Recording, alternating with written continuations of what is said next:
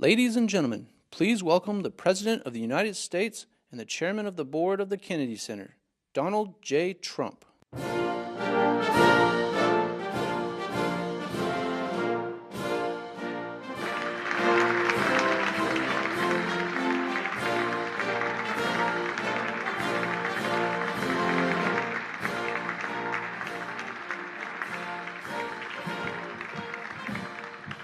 Thank you very much. This is a very exciting project. We're going to do something that will go rapidly, relatively inexpensively, and will make it better than it ever was, frankly. It'll be something that people are going to be very proud of.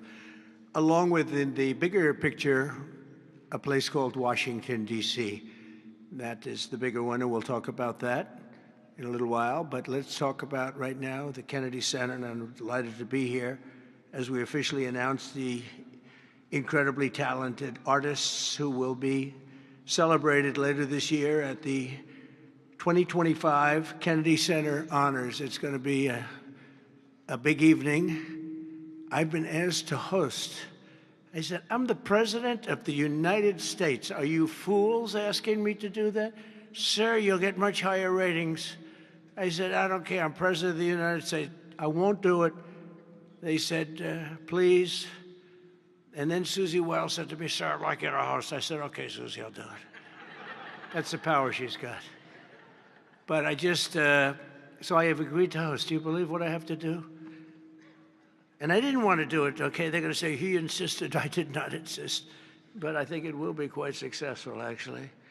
It's been a long time. I used to host the Apprentice finales, and we did rather well with that. So I think we're going to do very well because we have some great honorees, some really great ones. Since 1978, the Kennedy Center Honors have been among the most prestigious awards in the performing arts. I wanted one. I was never able to get one. This year, it's true, actually. I would have taken it if they would have called me. I waited and waited and waited, and I said, the hell with it. I'll become chairman, and I'll give myself an honor. Maybe I'm going to honor, next year we'll honor Trump, okay? This year, the board has selected a truly exceptional class of honorees. I mean, really exceptional. First is country music star, actor, and producer George Strait.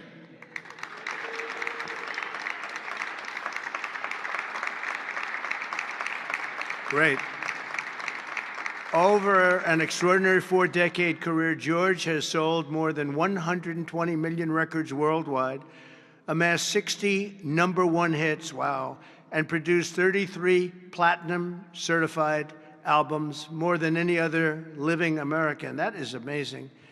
He's believed by millions of people to just be as good as you can get, and he's beloved by hundreds of millions of people all over the world. He's really something, and they call him the king of country, and we know him very well, George Strait. Okay, please. Oh, it looks nice. You're a good-looking guy. I hope he still looks like that. Second is actor, singer, philanthropist, and star of the Broadway stage. One of my favorite talents. I think he's one of the greatest talents I've ever actually seen. I've always said, and just so we don't get in trouble, I'll say among the greatest artists in the world are the Broadway London actors back and forth. That's all they want to do is they want to do Broadway and they want to do London. They want to do 8 shows a week, including matinee on Wednesday. And if you said make a movie, they can't even think about it. If you say go on television, they don't want to. All they want to do is be on the stage, the live stage, and it's amazing. But I've always said they're the most talented people. And this man may be the most of all. Michael Crawford is being honored. Michael was born in England in 1942. He made his Broadway debut in 1967. I was there. I shouldn't say that, but I was there. It seems like a long time ago. And he became an international sensation in the 1980s for his original portrayal of the Phantom of the Opera, one of the greatest ever, ever, ever, ever. You don't see him like that very often, winning him the esteemed Tony Award for Best Actor in a Musical. He's won so many awards. Michael is truly a generational talent, had a voice that was unbelievable. It was unbelievable. There's never, I don't know, it's, Luciano Pavarotti had a very different voice. The power was incredible, magnificent. Michael had a different kind of a voice. These are just unbelievable talents. But Michael is very special and one of the greatest roles in the history of Broadway. And nobody did it like him. Michael Crawford, thank you very much. Great guy. Next, we look forward to honoring three-time Oscar nominee, Golden Globe Award winner, an action movie icon, and a friend of mine. He's a very unique man. He's somebody that doesn't do these things. I said, I wonder if he'll accept, because some people don't really want to be honored. They don't care. But he was very honored to be honored, I will tell you. He's a very special guy. A real talent, never been given the credit for the talent. There was nobody else could have done the roles that he did like he did. I'm not even close, and they've tried, and they didn't work out too well. His name is Sylvester Stallone.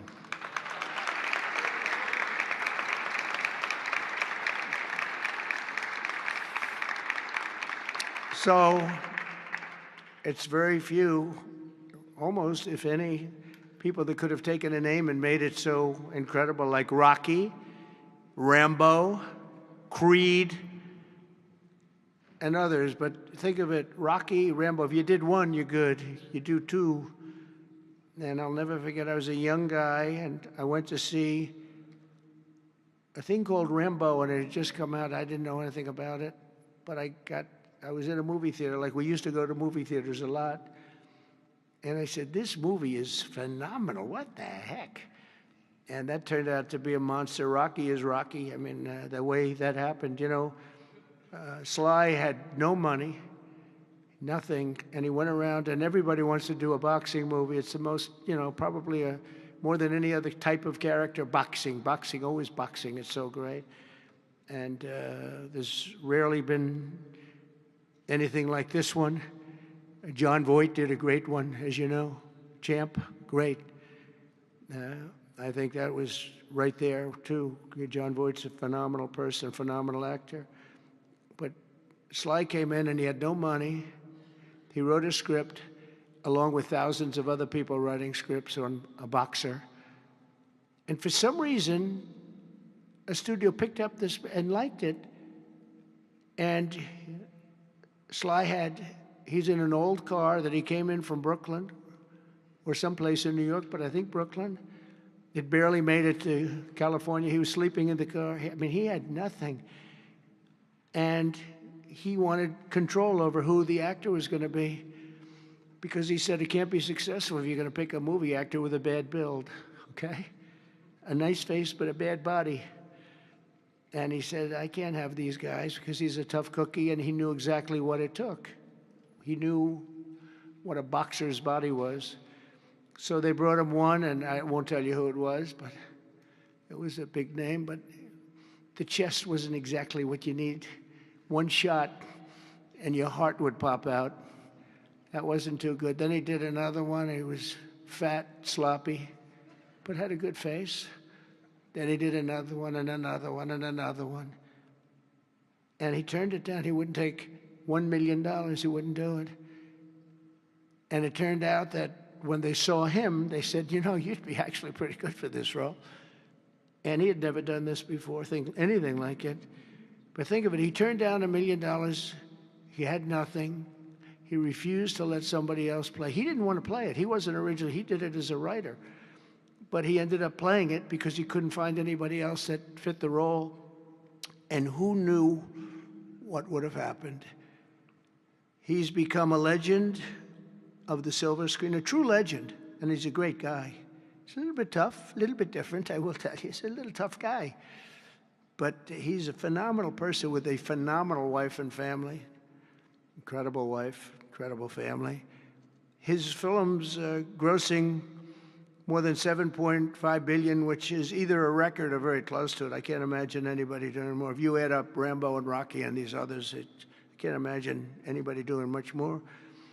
7.5 billion worldwide over the course of 6 decades. And Sly is a pillar of the really American pop culture and a Hollywood superstar like few others, and one of the biggest names on the Hollywood Walk of Fame. In fact, the only one that's a bigger name on the Hollywood Walk of Fame, they say, is a guy named Donald Trump.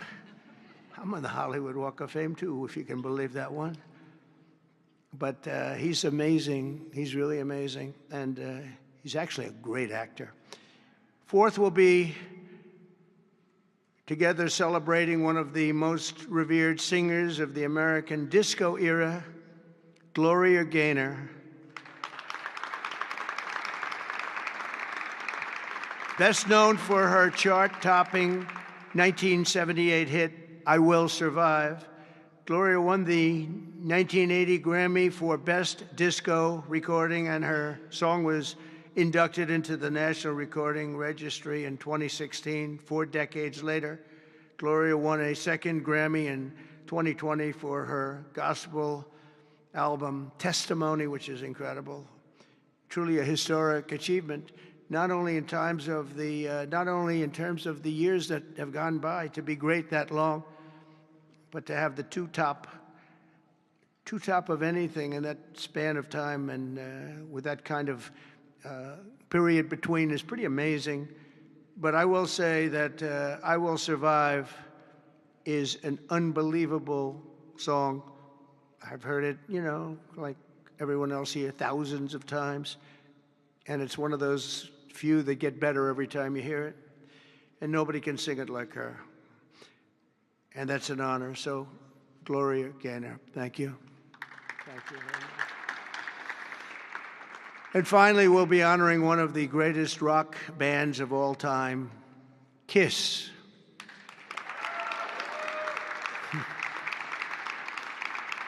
So Kiss was formed in 1973 in New York City by founding band members, and incredible people, by the way, Paul Stanley, Gene Simmons, Ace Frehley, and Peter Criss. Kiss became a global phenomenon, sold more than 100 million records worldwide, and produced 30 gold albums and lots of other things they produced. They made a fortune. And they're great people, and they deserve it, and they work hard, and they're still working hard, and it's an honor to present Kiss. Thank you very much. Got it? Yeah. Thank you. And they're going to do something very special. Kiss is going to be here on a little bit before the show. I think they're going to do something very special. We're going to have a good time. The 48th Kennedy Center honorees are outstanding people, a standing group, incredible. We can't wait to celebrate the Kennedy Center honors. It'll be in December. It'll be on CBS. In a few short months since I became chairman of the board at the Kennedy Center, we have completely reversed the decline of this cherished national institution. It was being run down. Money wasn't being spent properly. They were building things they shouldn't have built that nobody wanted instead of taking care of the great gem that it is. You look at the marble, look at the quality of the marble and the things that with a little fix-up and a little work, we can make it unbelievable. These columns, when you see them the next time, they'll be magnificent. I mean, we have some great plans for this. The bones are so good. The bones of a building. If you don't have the bones, you might as well forget it. I'm working on another building, a thing called the White House. We're fixing it up so beautifully. It needed it. It's been many, many years since it's been properly taken care of. It's incredible. One of the great places of the world. Maybe, I mean, truly, to me, is there anything else even close? But we're doing that and doing some other things, and we're going to also fix up a place called Washington, D.C. We're going to make it so beautiful again. We're going to be redoing the parks, redoing the grass. You know, grass is a lifetime like people have a lifetime. And the lifetime of this grass has long been gone when you look at the parks where the grass is old, tired, exhausted. We're going to redo the grass with the finest grasses. I know a lot about grass because I own a lot of golf courses, and if you don't have good grass, you're not in business very long, Linsey Graham. By the way, you have very good poll numbers, Linsey. I just saw. Congratulations. But a few short months ago, I became chairman of the Kennedy Center, and we completely reversed it. We reversed what was happening. We ended the woke political programming, and we're restoring the Kennedy Center as the premier venue for performing arts anywhere in the country, anywhere in the world. This has the potential to be anywhere in the world. We're going to make it something that people can't even believe. We have some unbelievable plans, and ultimately it's about the talent you get, though. You know, you can have a beautiful building, you can have nice marble walls, you can have nicely done columns, as I was saying, but if you don't have the talent on the stage, and we're going to get the best talent in the world. To that end, the world-renowned musical Les Mis had a phenomenal 5-week sold-out run this summer, beat projected revenues by 35%, and we've raised over $10 million in private funds from a lot of generous donors, and we closed the $26 million budget shortfall that they had before we got here. And with the help of Congress, we secured the critical funding necessary to rebuild the building, and we're going to get all brand new, highest level seats, magnificent seats, and it's going to be all new. We could have taken the existing ones and do a little paint job, a little fabric, but it's not the same thing. So we'll be taking out next season. All of the seats will be taken out. The room is being completely rebuilt, and I just want to thank the Republicans in the Senate, headed by Linsey. In that case, Linsey was she's a big fan of this building. And they got a record $257 million that's going to go toward renovations that the building really needs. And all of the exterior is going to be incredible. It's going to be exciting.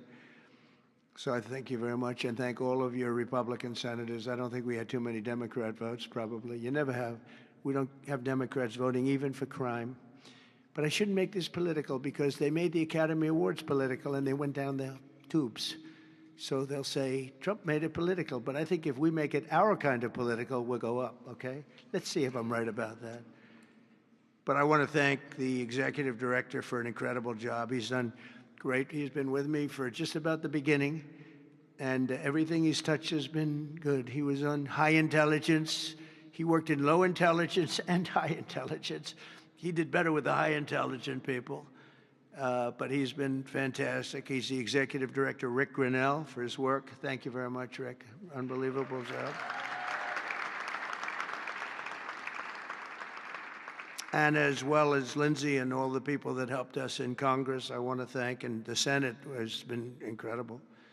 By the way, Leader Thune has been unbelievable, and Speaker Mike Johnson. These are great people. What we're doing with the great big beautiful bill is you're going to see a whole different country. You're seeing it already. We're coming in where the trillions of dollars is coming in from tariffs from all over the world, from countries that took advantage of our country. They thought we were children. They took advantage of us for decades, and now the money is flowing to us, and we've become the hottest country anywhere in the world. But the Kennedy Center board members, many of whom I knew, and many of whom I put on the board, and it's as good a board as I've ever seen. And on the board also, and some people that are doing an incredible job. One in particular is Attorney General Pam Bondi. The job she's doing is incredible. Thank you very much. Long beyond the Kennedy Center. The Kennedy Center is the easy part. She's incredible, and you're going to see a big change in Washington crime stats very soon. Not the stats that they gave, because they turned out to be a total fraud. The real stats, the stats went through the roof. You know, they had a man that was forced to put up stats like they were doing better. They're not doing better. Crime is the worst it's ever been, but it started as of about yesterday.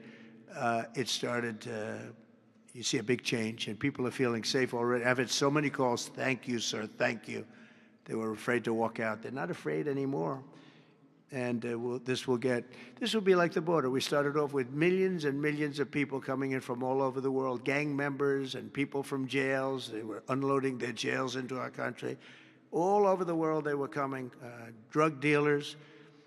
They came from Africa, they came from Asia, they came from South America, Venezuela in particular. They were coming in, Trinidad, and the toughest people you've ever seen. And by the millions. And for the last 3 months, we had 0, 0, and 0. We had 0 people come in for 3 months. They respect our country again. That's the other thing. All over the world, our country is respected again. So I also want to thank the Chief of Staff, Susie Wiles, who's fantastic. She's done an incredible job.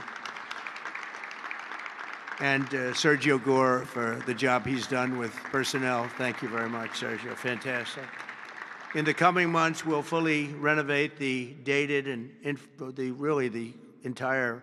the infrastructure of the building and make the Kennedy Center a crown jewel of American arts and culture once again. I think we'll bring it to a higher level than it ever hit. Actually, it hit a certain level, but we're going to bring it to a higher level than it ever hit. We have the right location, and soon we will be a crime-free area. This is going to be a crime-free area, by the way. You'll be able to go out. People tell me they can't run anymore. They're just afraid. And they'll be running again. We're going to have a crime-free. It's a big statement because if one thing happens all year, Pam, you better be good because they'll say Trump did not fulfill his. One person gets a little injured by somebody, they'll say Trump did not fulfill his promise. No, we're going to be essentially crime-free. This is going to be a beacon. And it's going to also serve as an example of what can be done. We have to get rid of this cashless bail nonsense. If you look at New York, Chicago, Los Angeles, which is so badly run. Los Angeles, they can't get the houses. They can't get the people their permits to build their houses. They're trying to rebuild their houses from the ridiculous fire that should have never allowed to have taken place. They should have had the water coming down from the Pacific Northwest, but they didn't do that. But they can't get the permits for the people that want to build their houses. But I want to thank Lee Zeldin because the federal government has gotten all of their permits, which are much more difficult permits, actually, and had them literally within 30 days after the fire. Everybody had their permit. But you don't have the city and state permits. They got to get going. The governor and the mayor have to get going. It will just be a matter of time that we're going to do something that's going to be incredible. We're going to use the Kennedy Center as a big focus of it, and that's the 250th anniversary celebration that we're having. So it's 250 years. So we have the Olympics, we have the World Cup, and we have the 250th anniversary celebration, all in this administration, and it's an honor that we were able to not be allowed to do what we were illegally and what we were supposed to do, and that was we had a great election in 2020. We won the election by a lot, but it was a rigged election, and we had to wait 4 years, and we waited 4 years, and it's interesting because I got the Olympics and I got the World Cup. I can't claim that I got the 250th. That one's a big one, but I happen to be here. But I got the Olympics, I got the World Cup, and I said the shame of it is that I'm not going to be president when it happens. And lo and behold, look what happens. We have some bad things took place, and now I'm going to be president for the Olympics. I'll be president for the World Cup, and the 250th is going to be maybe more exciting than both. It's a great celebration of our country. We're going to be using this building for a lot of the celebration having to do with 250 years. But as I said earlier, I'm determined to make Washington, D.C. safe, clean, and beautiful again. It's going to take place very rapidly. Be prepared. And a big part of that's going to include the Kennedy Center. So thank you very much. And I want to thank everybody for helping us. This is mostly the group right here. They're young, they're smart, they're ambitious, they want my job. Someday one of them will probably have it. But we have a great group of people that are putting this together, and they're also helping us with Washington, D.C. We're going to make Washington beautiful. We're going to redo roads. We're going to redo the medians, the pavers, and the medians all throughout the city. We're going to take all the graffiti off. We're going to have to remove the tents and the people that are living in our parks. We're going to be redoing the parks, the grasses and all. We're going to be going to Congress for a relatively small amount of money, and Linsey and the Republicans are going to be approving it. I don't know about the Democrats. They don't approve anything. It's amazing. It's like they just don't want to vote for anything. They've got the yips. You know, in golf they say the yips. The Democrats are afraid to do anything because they don't want to be criticized. But fighting crime is a good thing. We have to explain. We're going to fight crime. That's a good thing. Already they're saying, he's a dictator. The place is going to hell, and we've got to stop it. So instead of saying he's a dictator, they should say, we're going to join him and make Washington safe. But they say, he's a dictator. And then they end up getting mugged, and, you know, but the stats are very bad. But we're going to, I think we'll actually get Democrat support. I really believe they can't do this one too. It's, you know, they talk about 80-20 issues, but I think many of those 80-20 issues, like men and women's sports, I think it's 97-3, not 80-20. And I think crime is maybe 100-0. So I think we may get very well some Democrat support, but I hope so. But even if we don't, we have the majority, so we're going to vote it in as Republicans, and we're going to do something. And that's going to serve as a beacon for New York, Chicago, Los Angeles, and other places all over the country. Our whole country is going to be so different and so great. It's going to be clean and safe and beautiful, and people are going to love our flag more than they've ever loved it, and we're going to do a great job. So I want to congratulate all the nominees. They're unbelievable people, and we're going to have a tremendous day in December, and that evening is going to be special, some really special people and real talent. Do you have any questions?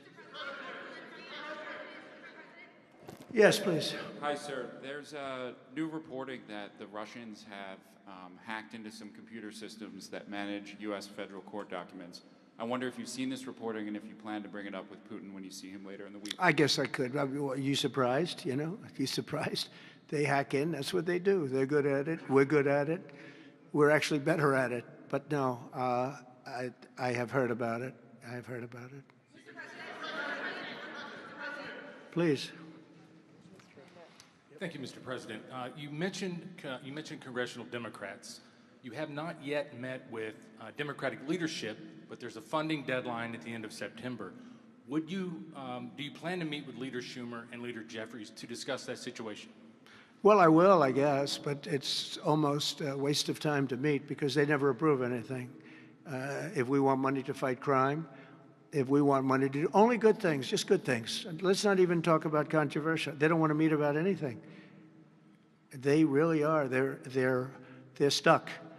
They don't know what to do. They have probably more, I would say more than half are sane, but they are led by insane people. And the kind of things that they're pushing are not something. We have a communist running for the mayor of New York, and I wish him well. I may have to deal with him. I mean, it's not even conceivable. It's not even conceivable that could happen. And maybe he won't win, but he won the primaries by quite a bit. You know, shockingly, he won the primaries. So, and you see some of the people supporting him that truly don't believe what he's espousing. So, I mean, we will meet, but nothing's going to come out of the meeting. But here's the advantage we have is that we just passed a great, big, beautiful bill that had all the biggest tax cuts in history. No tax on tips, no tax on Social Security. Think of it. Think of that for the seniors. No tax on overtime. And all sorts of things. You go out, buy a car, you can deduct the interest payment. If you borrow money, you can deduct the interest payment from your taxes. So many things, but the biggest thing is, from a business standpoint, deductions. You know, that was tremendous. It's going to, our country is roaring. Our businesses are, you're going to see some numbers in 12 months when these factories are open. You know, we're opening up factories all over the world, all over the country, but that's all spreading to, I think we're spreading the wealth all over the world, if you want to know the truth. But we're opening them in this country at a level that we've never seen before. We've never seen. So they just don't want to prove anything. They just, we meet with them and they say, as Nancy Reagan said, just say no. They go, oh, just say no. They're afraid to approve anything. If we say we want to stop crime in this country, or as an example, bail, we want to make it so that people, if they murder somebody, they're in jail. They don't get out on no bail. They say, we don't want that. We want people to murder somebody and they immediately are released and they go out and murder somebody else. It's a big problem, a tremendous problem. By the way, we're going to go for statutes in D.C. and then ultimately for the rest of the country where that's not going to be allowed. Because it was when they did the cashless bail thing that the numbers really started going up. In this city, in New York, in Chicago, in Los Angeles, no matter where they have it, the numbers went through the roof. So we're going to meet with them, of course. I'd like to meet with them. We're going to tell them all these good things, and they're going to tell us no. And then we're going to go out and we're going to vote it in by the Republicans, because I don't believe that anybody is capable of making a deal with these people. They have gone crazy. Go ahead. Thank you, Mr. President. Thank you. Your federalization of the police has a 30-day limit unless Congress acts to extend it. Are you talking to Congress about extending it, or do you believe 30 days is sufficient? Well, if it's a national emergency, we can do it without Congress, but we expect to be to Congress before Congress very quickly. And again, we think the Democrats will not do anything to stop crime, but we think the Republicans will do it almost unanimously. So we're going to need a crime bill that we're going to be putting in. And it's going to pertain initially to D.C. We're going to use it as a very positive example. And we're going to be asking for extensions on that, long-term extensions, because you can't have 30 days. 30 days that's by the time you do it. We're going to have this in good shape. And don't forget, in the border, everyone said it would take years and you'd have to go back to Congress. I never went to Congress for anything. I just said, close the border. And they closed the border. And that was the end of it. I didn't go back to Congress. We're going to do this very quickly, but we're going to want extensions. I don't want to call national emergency. If I have to, I will. But I think the Republicans in Congress will approve this pretty much unanimously. Please, go ahead. Thank you, Mr. President. Would you encourage members of the press to do ride-alongs with the D.C. police to understand how serious this crime issue is? It's okay to me if they want to do it. We're going to work with the D.C. police. A lot of very good people in there. Not all, but a lot of very good, very, very professional.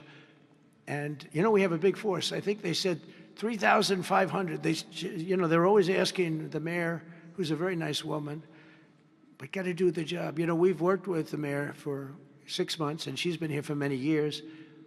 And the numbers are worse than they ever are. Don't let anyone tell you they're not. And the whole statistical charts that they made, the whole thing is a rigged deal.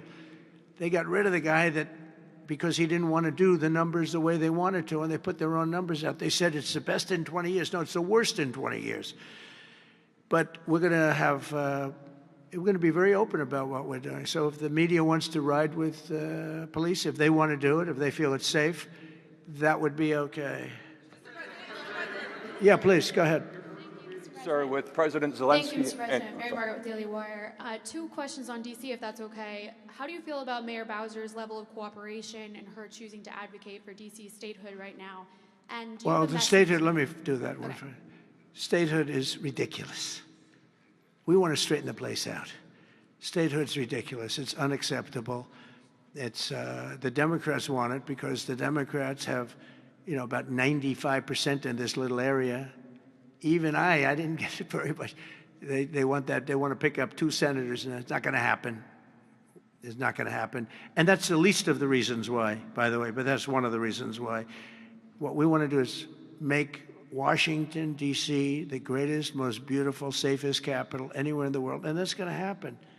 I mentioned the word bones before. The bones here, we have the greatest bones. When you look at that Supreme Court building, I think it's one of the most beautiful buildings. When you look at some of the buildings here, it's so magnificent, and everything's good, but it's just dirty and not properly maintained. It's not taken care of. Potholes in the roads. All of it's going to happen very quickly. We're going to seek a relatively small amount of money for fix-up, and we're going to put it out to bid. And we have great contractors here, great road builders, everything. And we're not ripping roads apart so they're closed for 4 years as they redo the concrete bases. And You don't need that. We need a beautiful topping by a very talented asphalt-type person, somebody that does the job. We go out, when I get contractors, I use great contractors. To me, great contractors are very special, like a great surgeon, like a great teacher, like a great nurse. A great contractor is very important. We'll only use the best. And when you put a coat of asphalt on that top, 2 inches of asphalt, 3 inches of asphalt, it looks brand new. You take all the garbage off. They reseed it, as we call it, or different names, but they take the bad stuff off and they put the good stuff down. It takes not a long period of time. A matter of a few days, you'll have a beautiful, magnificent road. You fix up the curbs. You get rid of the medians in this town are just horrible. You're riding around, I think to myself, leaders come from foreign countries. You see, with leaders all the time, differently. They came in from India recently and from everywhere. They came in from a war that we just ended, Azerbaijan, and you know that, and Armenia. We just ended the war. The 2 leaders came in. One of them said, "My country looks better. The roads are better than, we were talking about it." I said, "What do you think?" He said, "Well, the roads are better in Armenia than they are in Washington, D.C. It's embarrassing." And I was asked at the last press conference, they said to me, "How important is it? You're doing world peace. We're going on Friday to Alaska, meeting with President Putin, Russia. How important it is that the capital is important?" I said, "Very, very important." I told my father, said to me, "When you see a restaurant and you want to go and you want to have dinner, and then you go up to the front door and it's dirty, turn around and go back because the kitchen's dirty." It's the same thing with the capital of the United States of America. If it's dirty and unsafe, it sets a bad tone for the rest of the world. So we're not going to do that. We're going to have this capital fixed up, safe, clean, and beautiful in a very short period of time. Go ahead, please. In the back? Yeah, please. Mr. President, how were your calls this morning with European leaders, and was it your call not to invite President Zelensky to your meeting with Putin? No, just the opposite. No. We had a very good call. He was on the call. President Zelensky was on the call. I would rate it a 10, very, very friendly. I know the leaders because I was at NATO, as you know. I took it from 2% to 5%, 2% that wasn't paid, 5% that is paid, which is trillions of dollars in defense capability. No, it was always going to be, I was going to meet with President Putin, and then after that, I'm going to call the leaders and President Zelensky. I'm going to call President Zelensky, and then I'll call, probably in that order, the leaders. There's a very good chance that we're going to have a second meeting, which will be more productive than the first, because the first is I'm going to find out where we are and what we're doing. Again, this is Biden's war. This isn't my war. He got us into this thing, and it should have never happened. This war would have never happened if I were president. But it is what it is, and I'm here to fix it, and I'm here to stop 6,000, 7,000 people last week. 7,213 people last week were killed, mostly soldiers. But missiles being lobbed into towns don't exactly help either, but mostly soldiers. And Ukrainian and Russian. They're not American soldiers, but if we can save a lot of lives, it would be a great thing. I've stopped 5 wars in the last 6 months. And on top of that, we wiped out the nuclear capability of Iran, obliterated it. It's turned out to be a correct word, by the way, because some of the press said, well, maybe it wasn't obliteration. It was obliteration. And we're going to meet with, I would say, the second meeting. If the first one goes okay, we'll have a quick second one. I would like to do it almost immediately. And we'll have a quick second meeting between President Putin and President Zelensky and myself, if they'd like to have me there. And that would be a meeting where maybe it could be absolutely work. But the first meeting will not work that out. Certain great things can be gained in the first. It's going to be a very important meeting. But it's setting the table for the second meeting. I think the second meeting, if the second meeting takes place. Now, there may be no second meeting, because if I feel that it's not appropriate to have it because I didn't get the answers that we have to have, then we're not going to have a second meeting. Thank you, you, sir. Thank you, sir. I didn't ask you. Go ahead, please, and address. I just wanted to ask you, thank you, Mr. President. How involved were you in the selection process of these honorees? I would say I was about 98% involved. No, they all went through me. They came over, Rick and Sergio and everybody. They said, I turned down plenty. They were too woke. I had a couple of wokesters. No, we have great people. This is very different than it used to be. Very different. These are great people, and they're not. I don't have any idea of the Republican, because I want people that.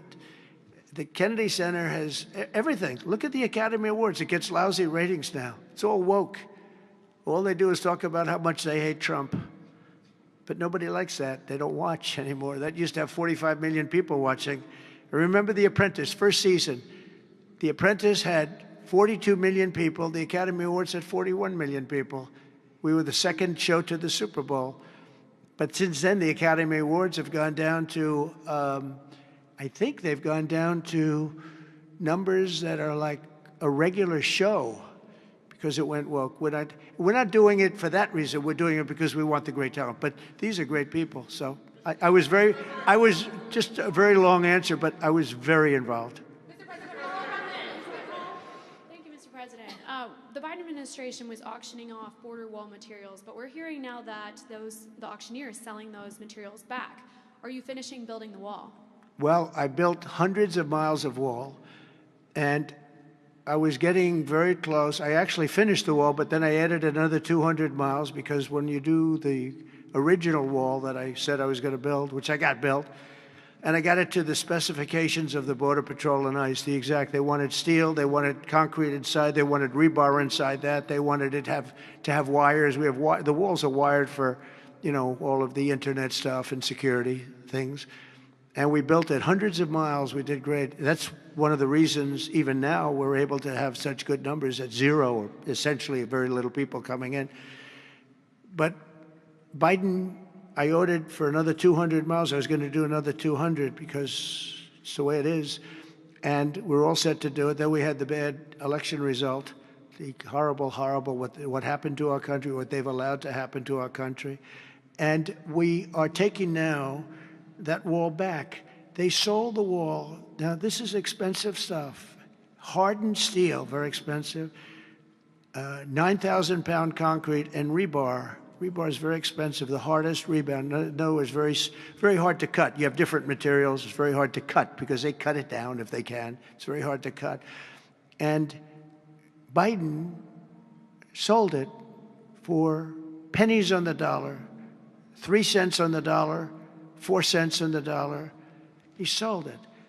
And I said, these guys really don't want it. That was when I first realized, when I saw the wall was being put up, because we could have finished the rest of the wall in about 4 weeks, anywhere from 3 to 4 weeks. It was all set to go. It was laying down, ready to be put up. The foundations were, and they took over. And they said, we're going to sell the wall. And they sold it, as you know, for pennies on the dollar. Well, Pam Bondi's been working very hard on suing that company, and I think they reached a settlement where we're taking the wall back. But they stole the wall from us. That wall is so expensive to build, and we had it, as you know, hundreds of miles of it, and they came along and they basically sold it for scrap. And what a shame that is. But that was when I first realized that these people actually want to have open borders.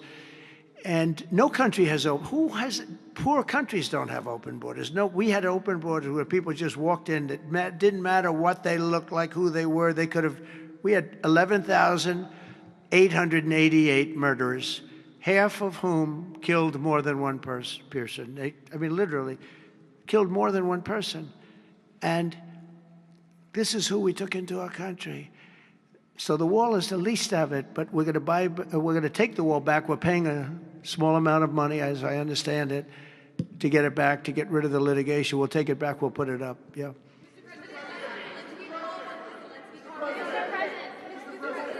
Go ahead in the back, please. I want to take it back to the Kennedy Center, if I can, just for a second, Mr. President. Sure. From what I understand, the Les Mis show exceeded everyone's expectations. Attendance, revenue, across the board. That's great. Do you anticipate future shows to basically do the same? I like that guy. Now, that's called a question, okay? And he's a great reporter, actually. Thank you very much. I appreciate it. Yeah, it did great. Les Mis did great, broke records, and was sold out and beautiful. And we anticipate a lot of that happening. There's a thirst for it. And especially when the crime is knocked out. You know, when we knock out crime, some people probably stay away from places like restaurants and other things. It ruins your whole fabric. It ruins your country. And when somebody thinks they have about a 25% chance of getting mugged, they say, let's not go to restaurants tonight. We're going to make it so that they have no chance of getting mugged. And it's going to happen soon. And yeah, we think we're going to have a lot of very successful evenings here. Please. Will Russia face any consequences if Vladimir Putin does not agree to stop the war after your meeting on Friday? Yes, they will. Yeah. What will the consequences there will be be? consequences. Sanctions, tariffs? There will be, I don't have to say, there will be very severe consequences, yes. Yeah, please. Can I ask you a question about the Fed? Right next to you, please, yeah. About the Federal Reserve. Oh, Federal Reserve, my favorite. Too late. He's too late. You're considering suing Jay Powell. Can you update us on your thinking about that and tell us where you are in your search for a new chair? Well, he took a building that could have been painted and fixed, like we're going to fix this building for very little money. And that was in better shape. He took a building and what they did to that building, they built a basement under the building. It didn't have a basement.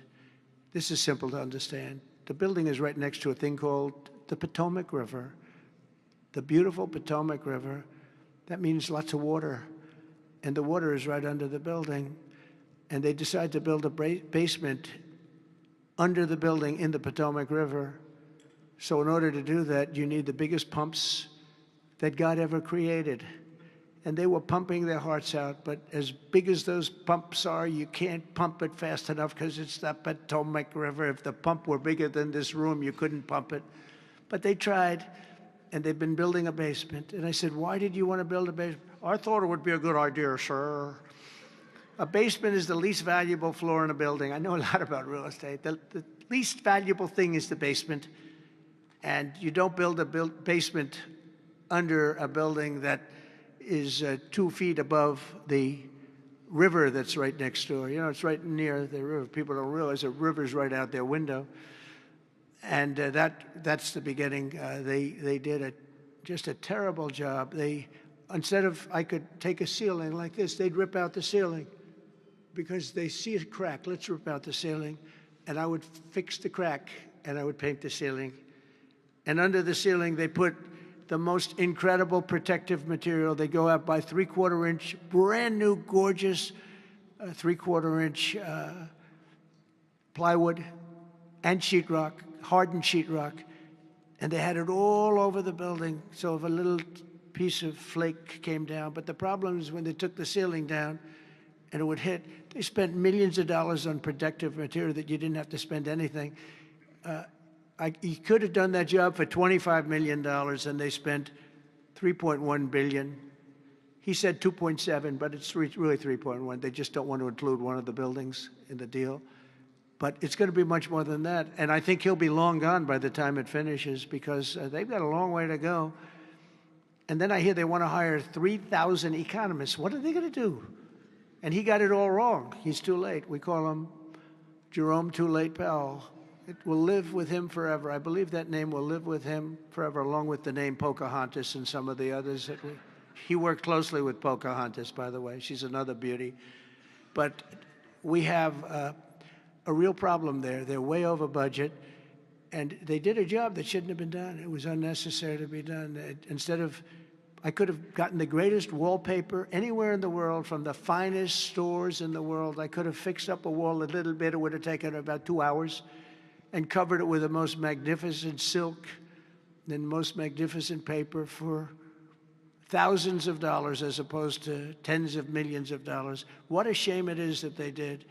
But they would take down areas of the building that shouldn't have been taken down. That could have literally been painted, and they didn't do that.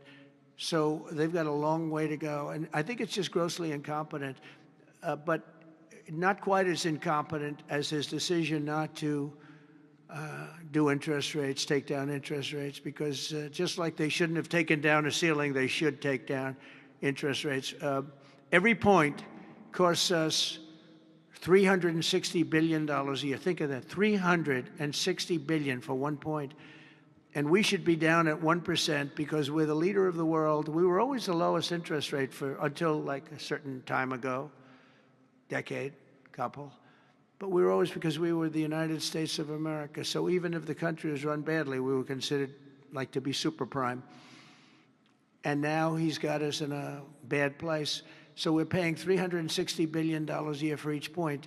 Now, I believe we should be 3 or 4 points lower. So that's over $1 trillion we pay every year in interest. And it's really just a paper calculation.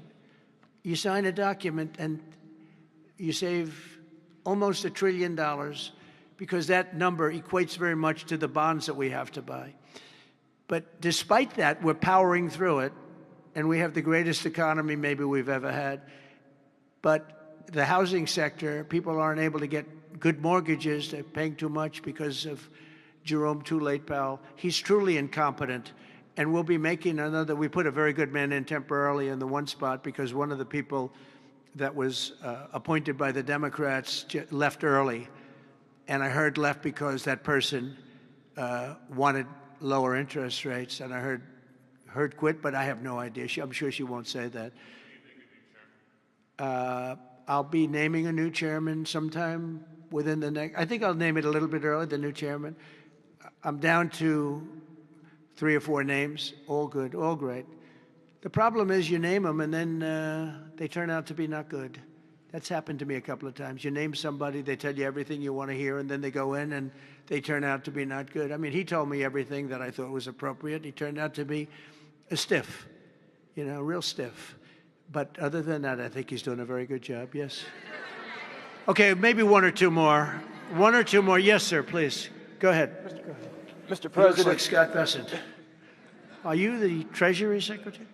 You don't want me for Treasury. I don't know. You look like you could do a good job. Go ahead. I keep my family budget okay. Sir, when you meet with Vladimir Putin Friday in Alaska, yeah, do you believe you can convince him to stop targeting civilians in Ukraine? Well, I'll tell you what. I've had that conversation with him. I've had a lot of good conversations with him. Then I go home and I see that a rocket hit a nursing home or a rocket hit an apartment building and people are laying dead in the street. So I guess the answer to that is no, because I've had this conversation. I want to end the war. It's Biden's war, but I want to end it. I'll be very proud to end this war along with the 5 other wars I ended. But I guess the answer to that is probably no, because I would have had a good conversation with Vladimir. I knew him very well. I got along with him great, actually. We had I had to go through the Russia hoax. And it was actually, it was a strain on the relationship. I actually told him, I said, they got this phony investigation going on, Russia, totally phony, created by Adam Schiff, Shifty Schiff, and Hillary Clinton and the whole group of them. And it made it very dangerous for our country because I was unable to really deal with Russia the way we should have been. I'm looking at Pam because I hope something's going to be done about it. These people put our country at great danger. And Adam Schiff, it was all made up. It was a hoax. The Mueller report came out. They all hated me. They had 18 Trump haters. And they said I did nothing wrong. They couldn't believe, they couldn't find anything. After years of investigation, it was all a hoax. It was a hoax created by the Democrats, but in particular Schiff and Crooked Hillary, the whole group. And now we've learned all the stuff that's come out over the last 2 months is incredible through intelligence. And hopefully something's going to happen with it. These are people that put our country in danger, in real danger. I want to thank you all very much. Thank you very much. Thank you.